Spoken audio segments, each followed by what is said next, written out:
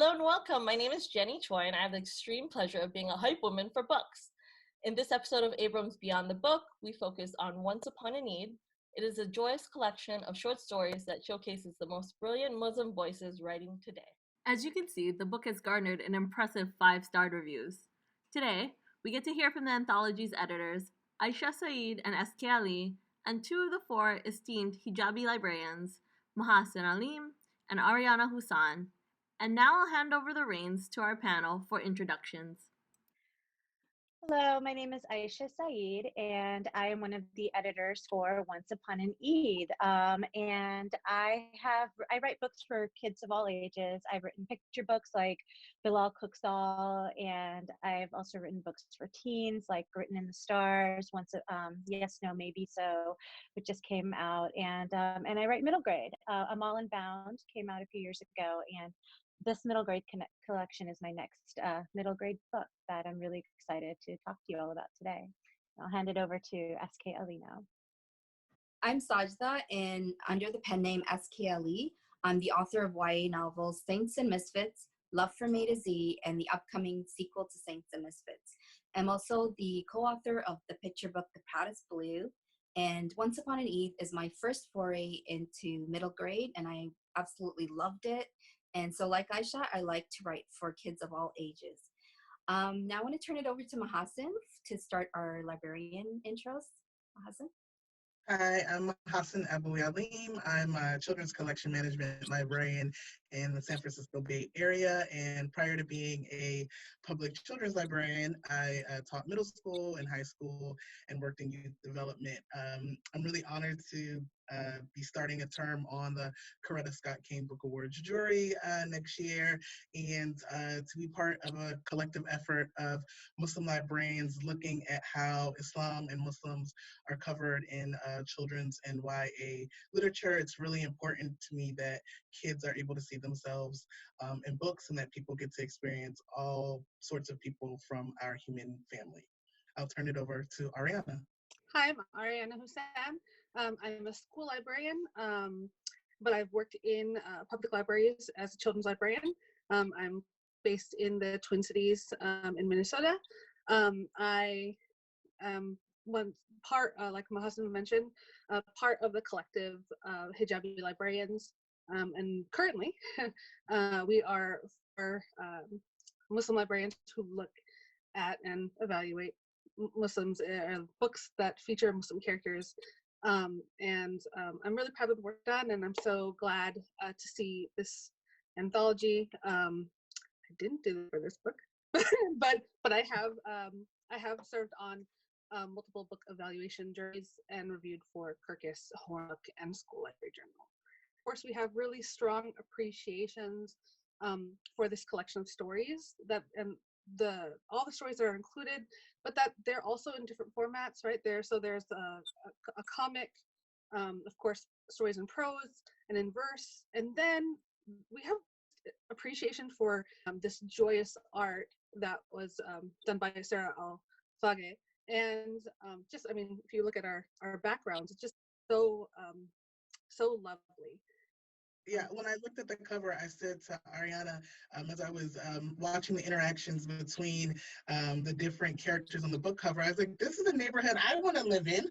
I want to live in the neighborhood of Once Upon a Eid. So I was wondering if you could just tell us what you envisioned for the art in this book and your involvement, if any, in its direction. Sure, I can start with that question.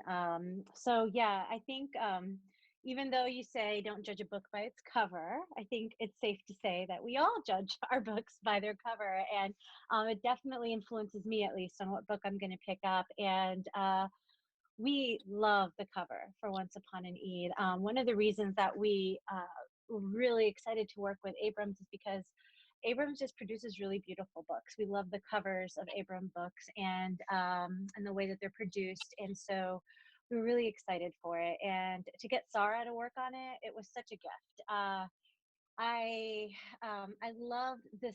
I too would love to live here too, especially right now. It was funny because when the book was in development and we were coming up with the concept for it and everything, nobody could have predicted a global pandemic would be coming upon us. And so it was interesting because now as I looked at this cover, it has a new meaning for me because I'm like, well, good, we're all social distancing in this, and we all Right. get to be together. And it actually makes me smile because even though we're right now we're in the month of Ramadan and we can't be together the way we are, this cover, it just kind of reminds me that community stays community, and it just kind of brings that feeling that it brings, no matter how different everyone's Eids might be, there's joy. Eid, that's something universal, and we wanted a cover that captured that universality of feeling because everybody celebrates Eid in their own way. There's almost 2 billion Muslims. We all have our own ways and our own traditions, and so, but the cover, we wanted to share that universality, and so we're really, really grateful to Sarah that she was able to capture that in that cover. And Sajda, do you want to talk about the interior art? Yeah, so like Aisha mentioned, we were really amazed and so happy that Sarah Al-Fadi agreed to work on this project with us, and we just felt a sense of confidence with the stories in her hand, because we knew that she'd get the spirit of these diverse stories. And so, like, I want to focus on 3 stories just to just go over the illustrations. So one of them is Hannah Al-Kaf's Taste, and this is really a story about a main character who's in turmoil, and the way Sarah captured that with like her in a pot, that's just like got the essence of what that character was going through as she tried to figure out Eid. And another story that I would just want to focus on as well is Ashley Franklin's Creative Fixes, and just the joy captured in that scene of the character dressed in her Eid clothes, because clothes are very important on Eid for like a lot of people. Like just even growing up, my mom used to say that in her family, Eid was the two Eids was when you got your best clothes for the year, and that was like a tradition. And so in Creative Fixes, Ashley really captured that feeling of like what it's like to envision how you're going to look your best on Eid, and Sarah captured that joy in that picture. The other story that I want to just briefly go over is Nahid Sensai's story, Searching for Blue, and which is really a journey of character's search for community. And Sarah captured that evocative scene that starts his journey by capturing this boy looking for something, and he's all alone, and the story takes you to a different place. And it was just like each of these 3 stories, the way Sarah captured the distinct emotions with those pictures were just like, we were just so wowed by it. So I'd like to ask you a question, Mahasin and Ariana. What are some of your hopes of how this anthology could be used in classrooms and libraries? We hear a lot about like what mirror and window books are, and could you give us some insight of what that would look like for librarians and educators to use this anthology? I'm in a public library, so a lot of what we do, programs and also displays. And my experience growing up as a second-generation African-American Muslim was not that I saw myself in books in the public library. So I think the first answer to that question is I hope that this book will very much be a mirror for kids like me and for all sorts of Muslim children, because all sorts of Muslim families are represented in this, that when they walk into the public library, they will see this book that is just from the cover, from the colors, from the images, is representative of the community life and the joy and the hope and the connectedness that we know exists in Muslim communities, but isn't always the focus of conversation, or can unfortunately not be typically what children experience. So I hope that children will see themselves, that will be a mirror. I also hope it will be that window into families and homes and communities that maybe children know only casually through a Muslim in their classroom or a Muslim neighbor. Maybe they haven't haven't had the opportunity to visit a masjid or a mosque. Maybe they haven't had an opportunity to really talk about what it means to experience Eid, because maybe those kids aren't there that day from school, because in so many school districts, kids don't get the day off. So maybe they don't really understand why their Muslim friend is not there. This changing day of the year. So I hope that this is just, I hope in the public library we can use this book as an opportunity to bring people together, like the public library often does. And it can just be one part of our celebration of all the different voices and people that make up, so many of our communities around the country and world. For me, as a teacher librarian, so someone who goes into the classrooms and does, book clubs and literature studies with students, I'm really excited to see this anthology because it brings validation. Of course, then touching upon what Mahasin had said, is that students or Muslim readers are able to see themselves, and bringing it into the classroom as an actual part of literature study helps us to, one, validate our experiences, but also to be part of that literary canon. I know Mahasin was saying, she didn't have very many windows or mirrors rather, growing up and seeing herself as a Muslim, particularly an African American Muslim. But for me, the first time I ever saw myself as a character that was not like in a nonfiction book was Dune, which is completely not, there's elements of Islam and it's a fantasy world. We don't exist in the real world in terms of literature. So I think that the ability for students to see themselves is important, but then also, yes, and also touching upon what Mahasin said, that window for a non-Muslim reader, but not just in terms of learning about others, about Muslims, but and the variety of experiences and how our cultures are not monolithic, how Eid looks different, how families look different, that they can learn about themselves, what celebrations important to their family, and build that kind of identity. And I think that's really important, one, just as a reader, but then also kind of building like identity, maybe even like beginnings of like very things of anti-racist work. And I do think that that as much as it's learning about others, there is that universality to the stories. There are sibling rivalries. I'm thinking between like Yusuf and Roshan, and where he tries to introduce new tradition, he's resistant to that change. So I think that there are so many different pieces that can be taken as a study of literature. So this is a two-part question. I'm sorry, our questions tend to be a little bit verbose. So just touch on that idea of universality, and then also, we read in your interviews and some of the discussions that you've been in, that you hope that this book can be used all year round, not just for the Eids. What do you hope that those who aren't familiar or as familiar with Islam and Muslim walk away with after reading this book? Yeah, so I'm hoping that we see each other as we really are, and not as how Muslims have been depicted for generations by others telling our stories. There's a quote from Joan Didion that I really like. It says, we tell ourselves stories in order to live. And like Mahasin said, and Ariana, you also mentioned how we never saw ourselves growing up. And when you have that happening, as like I remember as a young person, I felt like either invisible because of erasure, and also like almost hated because of misrepresentations. And when you grow up feeling like that, you don't find a place for yourself in the world, and you can't see a place for yourself in the world, which disenfranchises you. And I know that, like, in speaking to a lot of young Muslims, they have that sense of disenfranchisement still to this day. And I find that sad because I grew up that way, and I'm hoping that as our stories come out and increase, that changes.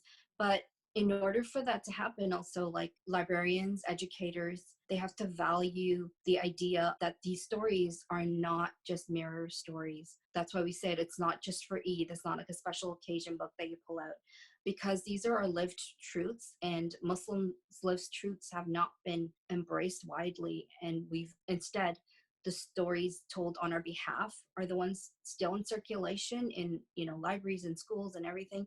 So in order for that to change, you almost have to be like an activist. Librarians and, librarians are some of the best activists for change in our world. And that has to be embraced by all librarians and educators who want a world that actually reflects the truths of our experiences. And so, like I always say, when I talk about this anthology, I always say, welcome in. And that's why the cover communicates that too. Like, there's a community, there's a neighborhood, it's diverse, you're welcome. So just welcome into our stories and put these stories out there for everyone. Yeah, I think growing up, the insults and the bullying and things that would happen based on faith were based on, like I saw a movie and you guys bathe in sand, right? And like those kinds of like really ignorant comments that would come at me at the elementary school playground came from shows. They came from inaccurate media. And I mean, it's my opinion that bad representation is worse than no representation. And I grew up with either no representation or bad representation. And so it can't be underestimated how powerful the media is, how powerful books are, because they do shape the world that we see. They inform the truth that we believe about other people, sometimes even ourselves. And so for me, I think that right now, even more than my own childhood, there's a lot of misunderstanding and misrepresentation of Muslims. One that may not seem as harmful, perhaps, but that I find very troubling is this misconception that Muslims are all immigrants to this country, and we're not. Some are. I'm a second generation Pakistani American, but Muslims have been around for a very, very long time, since the founding of this country, really. And there's this perception that we're all South Asian or that we're all Arab, and we're not. There's Caribbean Muslims, there's Muslims in Africa, there's Muslim African American Muslims. And when we were coming up with the idea of the story, that weighed heavily on our minds, that we wanted to have representation of our ummah, and we can't possibly represent every single, because it was a finite book. However, we feel like Black Muslims are very underrepresented in children's literature, especially. And so that was very important to make sure that those voices were there. There's one story in particular. It's a poem by Jamila Tompkins Bigelow, Eat Pictures. And she came up with this idea, and it's just beautiful. The art with it is beautiful too. And it just showcases how long and how much Muslims have gone through in this country. And so I hope that people who are not familiar with Islam can understand that there's more to our presence in this country and in other countries than is often put out there. And like Sajda said, that relatability, like, and I think Ariana, you said too about the sibling rivalry and not wanting to accept change. Those are all human, universal emotions. And I think, unfortunately, when there's overwhelming narratives of us versus them, that can get lost. And I think the power of you as librarians and as inside of classrooms is that you can get kids where they may not otherwise ever see that message or get access to those stories. Their parents may never maybe voluntarily pick up a book about it to showcase, but they may have their minds changed through the pages of a book. That is my my biggest hope with this book. Is I do want it to be a mirror. I want it to validate children, but I also want a child who may be, getting access to who Muslims are from sources that are not accurate and harmful, and have their minds changed potentially by reading this book. I think you might have answered part of the next question, but part of having a book like this that is, like you said, it can't represent the entirety of 2 billion people. What do you hope? Sometimes when we think about the entirety of Ummah, it's an imagined community. It's very abstract, but we think of ourselves as a whole body of people. So sometimes what we know about each other only really skims the surface, but you've given an opportunity for people to dive deep, for readers to dive deep into personal narratives, issues, culture. So the second question is, what do you hope that Muslim readers, what we can learn about each other after reading this book? growing up, that is something that was a blind spot in my family too. I think we went to a very South Asian masjid, like that's where we went. We actually didn't.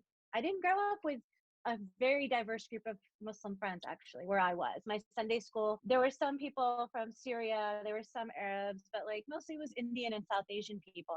And so, and I think that's still the case in many parts of the country, that there's, you, especially for first generation, I think speaking the same language, there's this comfort level. So you gravitate towards other Muslims who speak your language, who know the food that you eat. And there's just this comfort when you're in an unfamiliar environment that I do think that within our own faith-based communities, it's important to go beyond that now, and because we are one ummah, and we are richer and stronger for connecting with one another and understanding one another within our own faith. And so, yes, as much as I also hope that readers outside of the Muslim faith can understand that there's diversity, I hope that Muslim readers can see the diversity, even if maybe they don't have access to that diversity, if they're in a small town perhaps, or they just frequent one particular mosque where just one particular subset of Muslims go to. I think that serves dual purposes, both outside the faith and inside the faith. Yeah, I agree. And also, like, this anthology really reflects various diversities. So growing up, I did grow up with a more multicultural Muslim community. I think that's one of the, the advantages of having grown up in a, what's touted as the most diverse city in the world, Toronto. So I had a lot of experiences with people from different backgrounds that I never really saw in depictions of Muslims in popular culture and stuff. So that was something, like Aisha mentioned, that from the get-go, we wanted to make sure that cultural diversity and, the diversity of backgrounds was represented.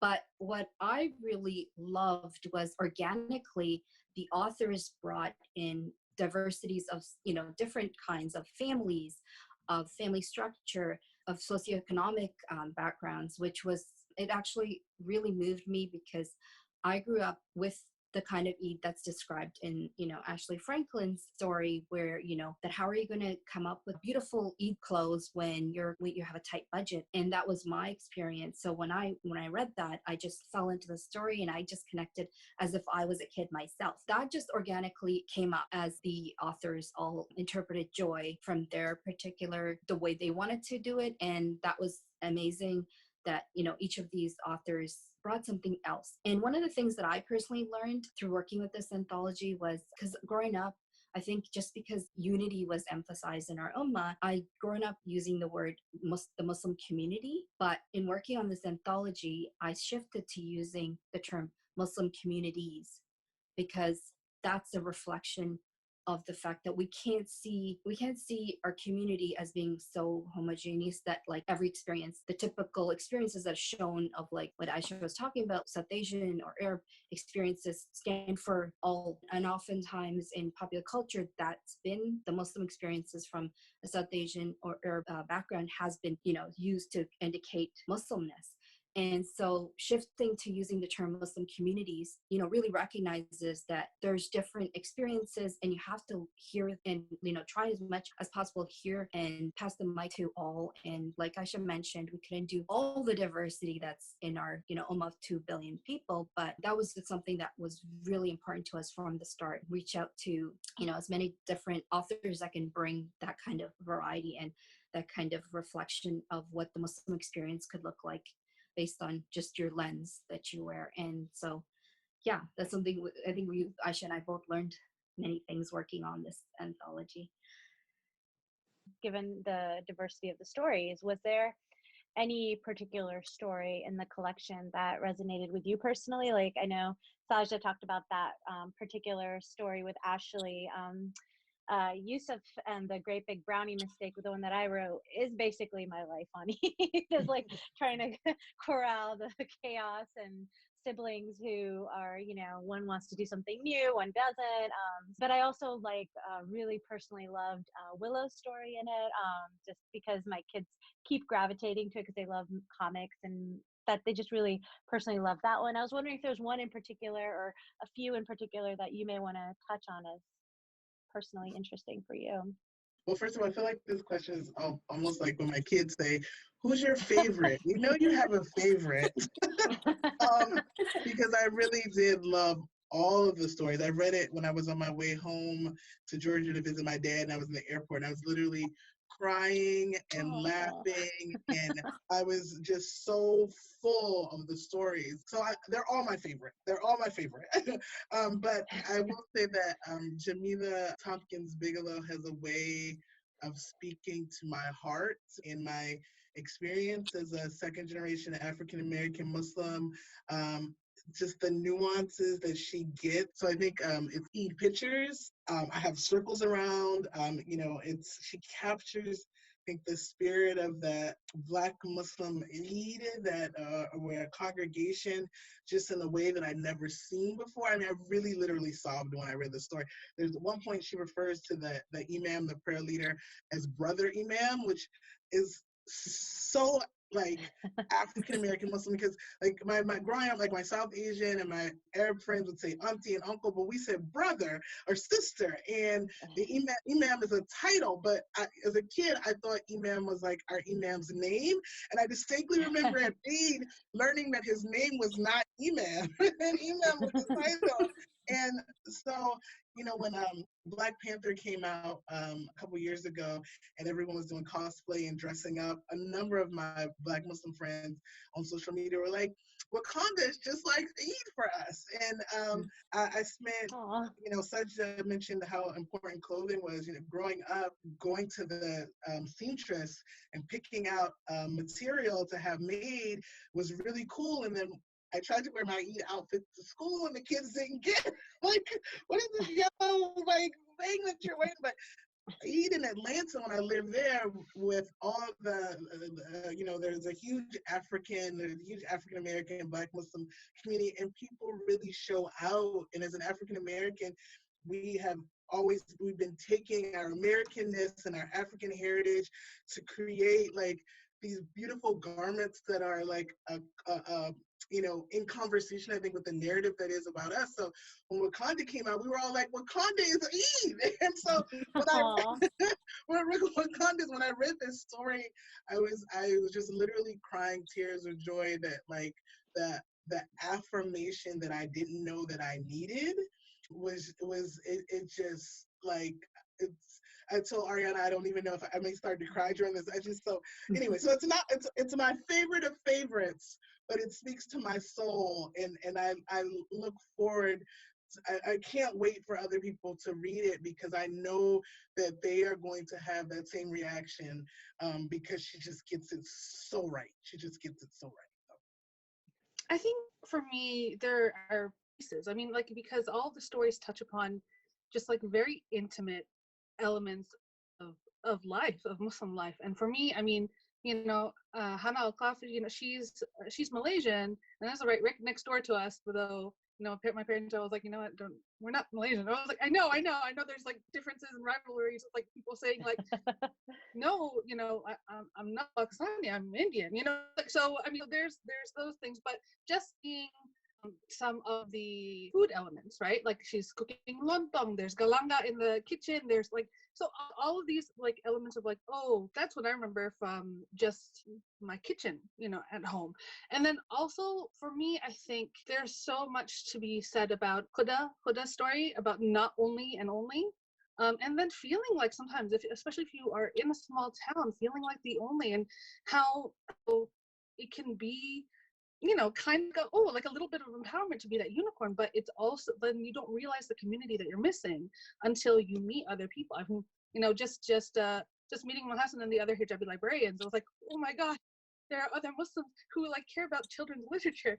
Not to say that there are not, but I mean, in the library field, it just seems like, a lot of people tend to gravitate towards the academic. And so for me, I think that just being able to be seen, I mean, whether somebody is Shia, or if they're, there were so many family structures in this book.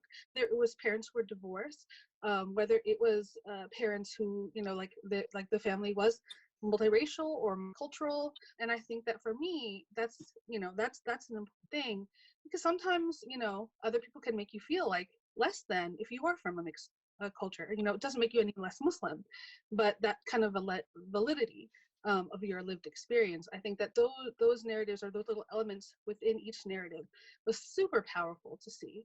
it's just powerful collection. And I did share Mahasin too. I was like, which one did you cry about? Because I cried about everything. Is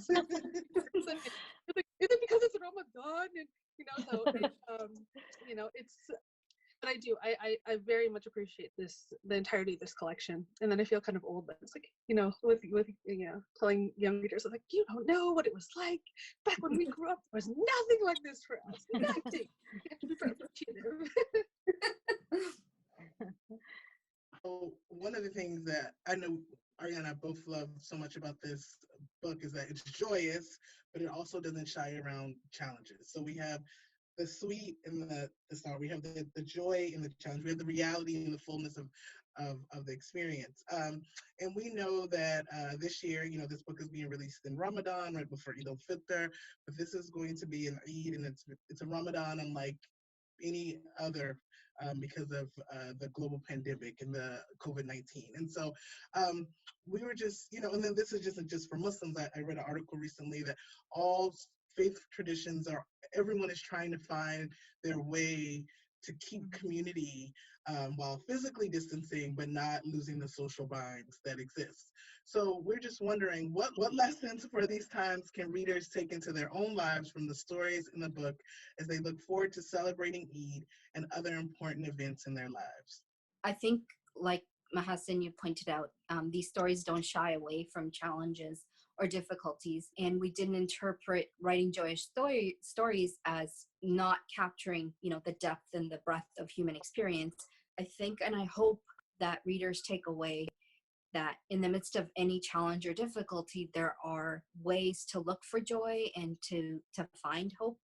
And we see it even now in this pandemic. I'm like just wowed of like all of the ways that people are coming up with to make Eid still like a celebratory fun thing. Like I'm hearing of people doing like Eid car parades, driving in by friends' houses, and just personally ourselves, my daughter and I were talking about like doing a virtual henna party, because usually, henna parties are a thing before Eid for us. And so we're thinking of doing a virtual one and dropping henna cones off at, our friends, and just ways that we can still capture that celebration, but in particular to our circumstances. And I think all of these stories capture that, like, though there's difficulties, and the difficulties range from, life altering to, just like, oh, where's my gift? I don't know where my gift is. Like, so all of these, all the stories kind of focused on looking at the silver lining. And I think that's just something that all the authors brought to the, the way they interpreted the theme of joy in Eid.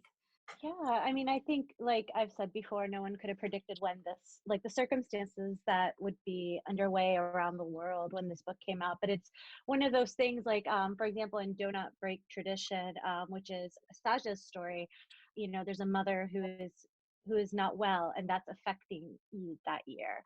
Usually, Eid can be negatively affected because of personal circumstances happening in your own life, but other people are still celebrating. This is one of those rare instances where all of us are affected. It's a global affecting of our traditions and our holiday that's so important to us. And so, yeah, I hope that these stories, we didn't ask our authors, like, say something sad and find a silver lining. It just sort of happened because that's just the reality. Our holidays happen as our life happens, and so Right. sometimes it coincides with things that are difficult. And right now we all share that there's something difficult happening, and we're all coinciding with that together this holiday. And so, yeah, I really do hope that kids who are disappointed and sad can look at these stories and see, okay, well, even this boy who's in this refugee camp found a way to find a smile and to find joy and to celebrate this holiday. And we can all find a way to savor some joy despite how difficult it is. And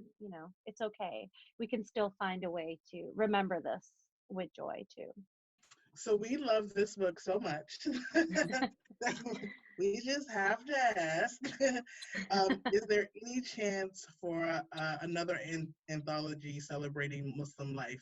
Maybe we'll hear from some of the characters again. What can you tell us? So we're very fortunate that we're at a time when there's so many Muslim authors and writers starting to tell us stories. And Ariana, I loved when you said you're like, you don't know how it felt growing up. Like we can say that to like the young readers now. And I'm so happy about that. But we're hoping, there could be other collections of writers and authors who come together to look at a different element in our communities, and share that. And in terms of like just Mahasin, you asked about like, could we see more of these characters? We're hoping some of the authors themselves enlarge and on their stories, and maybe turn it into like their own novels and stuff, and that would be amazing. So we're really leaving it open for people to like find a way to capture more aspects of our Muslim communities. And yeah, just in terms of like, if there's a hard answer about like whether yeah, I'm trying to turn it, but I'm not in the works right now. But yeah, but we can leave it with the inshallah. Inshallah. The special inshallah. And just piggybacking off that comment about will there be more? One thing I did want to say is that it's been so wonderful to get those 5-star reviews, and it's been to see that this collection is resonating with readers and with educators and librarians, and most importantly children. But people always ask like, oh, will there be more of this book or that book? Like, will there be another Eid anthology? And the truth of the matter is that we get to see the books that we support. We get to see more of those kinds of stories if we support those kinds of stories. We want to see them. We have to do that. And so I just, it was such an honor to be editing this anthology, to be able to see these amazing talented authors and what they contributed to it. The gift of their time and their talent was such a gift for us. But I do hope there'll be more anthologies. I hope there'll be more stories with Muslim characters and Muslim authors writing them. But I can't emphasize enough, they won't be there if we don't buy them, if we don't put them in our libraries and our classrooms and put them into the hands of the children who need them. It's kind of like, I think I've always remembered that from Peter Pan, like Tinkerbell says, I can't exist if you don't believe in me. And it's kind of, us authors, we can't do what we do, and these books can't be out there if you don't support it. So please, pick it up, buy it, and that's how there'll be more, inshallah. Inshallah. And I mean, that's a great place to end it. Thank you so much, Ariana and Mahasin and Aisha. I really enjoyed this conversation. I had a lot of laughs, and it was just amazing. It felt like just that we were kind of just hanging out in our own little space together, and it was amazing. Thank you so much.